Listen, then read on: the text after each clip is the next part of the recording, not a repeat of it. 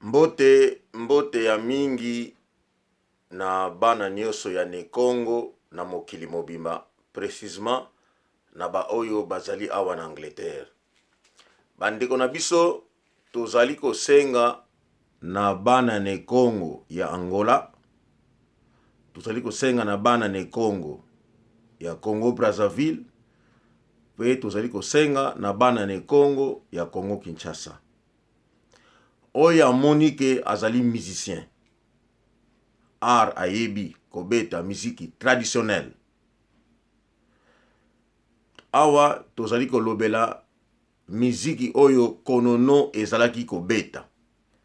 Soki oyebi konono oyo ezalaki miziki folklorique oyo euta na Angola, ezalaki kobeta na Congo Kinshasa ya Papa Mingiedi. Miziki wana yango tozongisi awa na poto. Donc tozali kosenga na ba oyo bayebi kobeta likembe, ba oyo bayebi kobeta mbunda, ba oyo bayebi kobeta bisanti, babe yango soki bisanti nani maracas, oyo ayebi kobeta ngongi,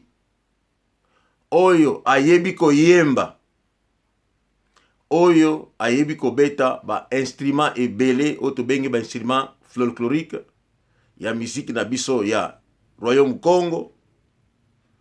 To sengi na batu wana ba se présenter. Bo benga ngai na 07 40 40 22 327.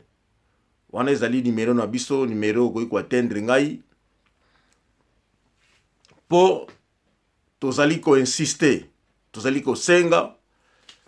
oyebi ko beta drum. Olimsanga parce que na tanga ki yango te.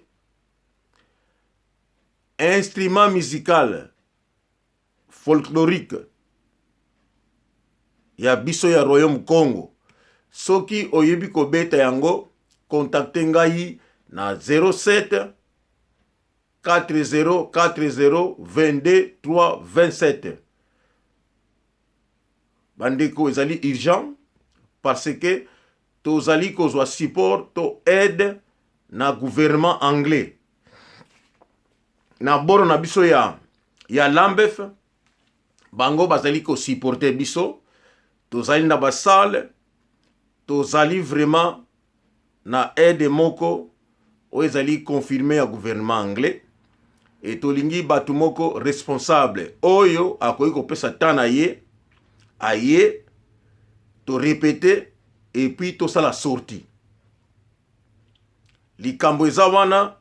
ezali likambo moko spirituel ya Royaume Congo ke orchestre oyo e miziki bo folklorique wana il faut ezonga. Alors miziki yango to si to presentaki yango na gouvernement anglais. Na boro na biso epai tozali na boro ya Lambeth basi bandimaki yango, et na boro ya Lambeth bandimi ba supporter biso. L'exemple ane basi bapesaki biso salle oyo tozali ko utiliser, et d'ailleurs kutu dimanche oyo bako bakisa biso ba instrument oyo tozana ngo besoin pour na ba répétition na biso. Et tolingi to répéter quelques chansons les plus vite que possible, comme ça tout ça la sortie na biso mbala moko po to évoluer na ba festival na bisika mususu oyo déjà boro na biso esi ekotisi kombo na biso. Yango wana tozali kosenga moto oyo amoni ye azana mondi ya motema malamu te eloko eko sepelisa yete, donc moto wana ayate to sengi s'il vous plaît. To lobi malamu oyo ya biso ezali eloko moko spirituel ya Royaume Congo. Donc oyo azana mabe ayate ezali inutile. Na bandeli oyo azali na mabe amoni ke eloko eko sepelisa yete, donc inutile aya. parce que tango yo ye donc yo oye olingi o combattre le royaume Congo sor na yo okoyeba yango mais oyo ya biso ezali eloko moko ya bolingo ezali eloko moko historique oyo eza na histoire na yango et lelo tosengi na gouvernement anglais parce que ba ancêtre na biso bamoni ke il tango ekoki Papa Kimbangu asali déjà 100 ans et Papa Kimbangu donc misala wana ezako continuer nazali kimbangiste te mais nazali seulement ko expliquer et loko pouvoir ya Congo tangu nango ekoki yango na bomoni même bana oyo ya Angola ya Angostar ba oyo bazalaki koyokana te mais bipai bakei moko na moko atelami abandi ko beta miziki c'est parce que tango ekoki et mwana ya ne Congo nyonso tout azali na mokili oyo asali orchestre na ye soki kaka atelami atie molimo na ye orchestre na ye ekobima pe sango ya ne Congo ekokende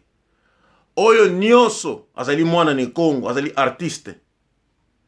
tolobi kaka miziki te asalaka art oyo mokili kozala posa ye mona keno oyo atiaki musapi wana ezali mwana ne Congo azala dessinateur azala sculpteur ndenge balobaka azala comment nazuko ba terme ya art oyo mingi basalaka bandeko eloko wana ekobima po tango ekoki alo biso tokei na eloko ya konono tozali kosenga bino nazali ko insister okoki kaka koya na motema ya pembe na oyo pe azali na tango po apesa contribution na ye donc contribution ya musala oyo oyebi que veut dire oyebi koyemba oyebi kobeta instrument moko ezala mbunda ezala drum ezala likembe ezala maracas ezala ngongi ezala eloko nyonso tu yo oyebi kobeta liseke kobeta flûte donc eloko nyonso tu oyo moni ke oyebi ke ekoki ko contribuer na musique folklorique na biso parce que musique wana ya konono ezali important ezali na spiritualité moko pona royaume Congo importante yango tozali kosenga na bandeko nyonso partout bozali soki omoni ke ozali munene ozali na grandeur ya ba artiste msusu mais ubima na yo te garder grandeur wana ozana yango o continuer na niveau wana yo ozali mais koya te esika to kozala po oya kosala ba comparaison kopesa biso ba explication moko ba grandeur na yo oyo mokili na mona te tolingi batu oyo bazali ya mike lokola biso ndenge tozali mais batu yango Lambef azali koyokela biso et Lambef andimi apesa biso maboko po tobima totombola histoire ya royaume Congo donc biso toza ko se baser na musique folklorique oyo Papa Mingedi konono abetaki oyo atikaki et ensuite banzembo pe oyo tokosala parce que monde azali ko évoluer donc banzembo nyonso ya konono toko répéter yango parce que yango d'abord toko bandela naza ko préciser a malamu banzembo zeli bachino moko nostalgique oyo ezali na histoire oyo ezala geno soke beti epesaka inspiration moto na moto a se retrouver pa ye azali et puis ba savoir faire na bino oyo boko yana yango na contribution na bino banzembo oyo bino toko continuer parce que banzembo toko sala ezali évolution mokiliza ko évoluer banzembo oyo bino boko yana yango toko kotisa yango ekozala travailler na rythme moko ya kitoko et puis toko bakisa ba instrument oyo tomoni tokoki kobakisa na génération tozokende nango pour toujours et continuer inspirer peuple wana. Mais bon comprendre que musique folklorique ya konono ezali musique moko spirituelle. Donc tango ebetaka ezali inspirer peuple moko boye. Je pense que na ko rappeler bino quelques noms au boye baki. Il y a des bonheurs.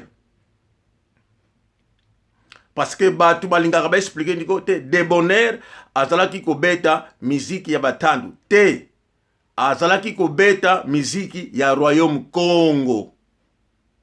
ezalaki musique moko spirituelle. Donc musique wana des bonheurs azalaki ko beta soka beti yango ezalaki susu musique te mais ezalaki ko telemisa peuple Congo azalaki ko sentir eloko moko kati na ye oyo ezalaki kopesa identité na ye oyo ezalaki ko soulever bango.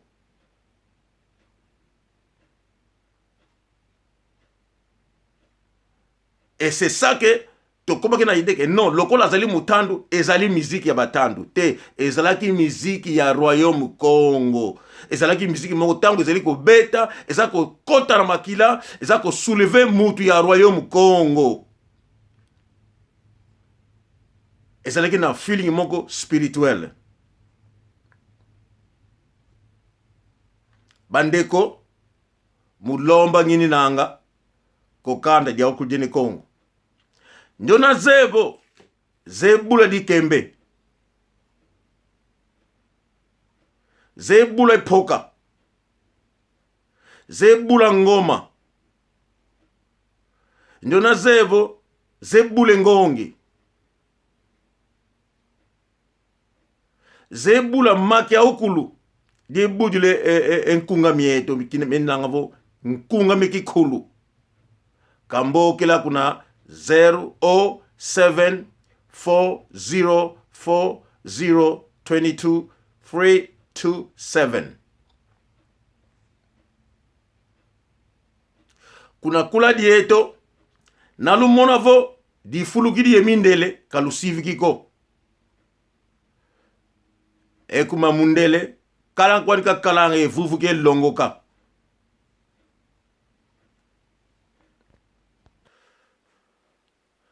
mundele vuvu kwani ka kalanga kia oke longoka. Donc mundele ayekola kana ye.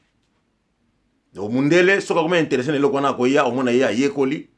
akompe ko beta yango. Donc ici tozali ko forcer batute tozali ko senga ba obazana volonté soki mindele pe ba ye o ba ko intégrer biso ba beta po yeloko oyo ekende toko accepter yango toko beta na mindele wana to kotisi bango. Mais boye ba ke na bimi nazo loba nazo bandela oyo pe aza intéressé ayaka eloko moko ayekola azali libre aya ayekola na ye pona intérêt ya royaume Congo. Mais oya monike azali munene tellement munene ye akoki ko yekola te alakisaka batu to ye akabola kabatu alors esika oyo ayate oya monike azalaka na tante ye azelaka batu basala na soki batu basilisi babongi bongo ye aya kokota ayeba ke toko yebisa yeke non loko ozalaki te tika biso to continuer tango toko bonga bongo yoya toko sala penza clair boyebi ke ngai maloba na ngai ezalaka te na loba sima mokongo soki ere koki na yebisa na elongi na yo na koyebisa na elongi na yo décision ezalaka kaka ya yo soki po kosala nini yo toko yeba. Mais tango na lobaka na misu na yo et puis na pesi mokongo donc soki na pesi mokongo na baluki nazalaka bongo na baluki. Donc bandeko eza nango grandeur te pour na tiser langage wana mais nazali ko toucher directement comportement bizarre oyo batu bazaka na yango. Donc awa mutunga tuninanga katutwa bondako katutwa kisongako katutwa bambula kandako kasi mutunga tuninanga kanda et surtout royaume Congo tosengi na bandeko nyonso soki omoni ozaka na tante donc ekozala yango inutile oya mokolo kozwa temps oyeli koparticipe na oyeli kotala répétition oza na yo libre mais soki eloko moko oyebi kosala s'il te plaît yaka ocontribuer tolobi malamu ke gouvernement anglais eboro na biso ya lambef ezali kosupporte biso tozali na salle ya répétition bainstrument kutu deja ndambu deja mosusu tozalaka nango deja mais mosusu lambef akopesa biso yango dimanche oyo ya lobi lelo ezali mercredi donc dimanche ya lelo dimanche ezoya le 19 me semble non lelo ezali le vendredi ezali le 18 le 20 donc le 20 juin oyo bainstrument mosusu lambef akopesa biso yango mpona kofacilite biso mpona instrument mpona barépétition donc pour vous dire que boro na biso na baanglais bazali intéressé na histoire na musique oyo alors tolingi osala barépétition le plus vite que possible mpo tosala déjà basorti ekende déjà tobetela basorti na biso parce que ba BBC bato ebele baza kokurama makambo mosusu ntina tolobaka yango ezali te ezali basecret mais tolingi tose base mingi na répétition bongo lambef akomisa biso epai ya kokomisa biso bandeko c'est ça les messages que j'avais pour vous nasengi merci mingi na baoyo bakocontacte bakopesa contribution na bango journée malamu moi mpe ezali makasi mutu na mutu aprofite na moi ndenge ebimi journée malamu bye bye lumbuke mbote luto masala ciao ciao